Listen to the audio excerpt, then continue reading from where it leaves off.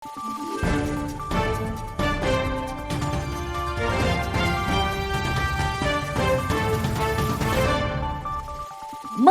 araw, Pilipinas! Ito ang Valiente News hatid sa inyo ng Office of the Vice President. Tumulak ang mga kawani ng OVP Disaster Operations Center sa Bulacan at Olongapo City, Kamakailan upang magsagawa ng relief operations. Narito si Brian Latasa para sa karagdagang detalye. Nagsagawa ng relief operations ang OVP Disaster Operations Center sa Hagonoy, Bulacan, Kamakailan. 1,000 pamilya na apektado sa matinding pag-ulan at pagbaha ang nakatanggap ng relief boxes. Naglalaman ito ng bigas at iba pang essential goods.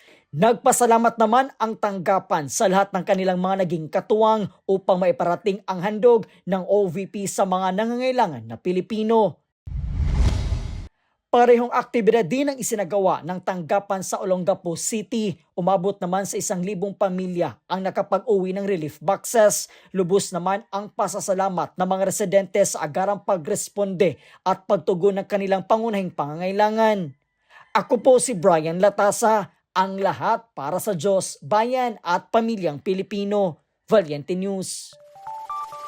OVP Satellite Offices, patuloy ang pagsasagawa ng tree planting and growing activities. Yan at marami pang mga balita ang dapat abangan dito lamang sa Valiente News. Ako si Claudette Loreto para sa makabuluhan, naninindigan at matapang na mga ulat at impormasyon. Maraming salamat.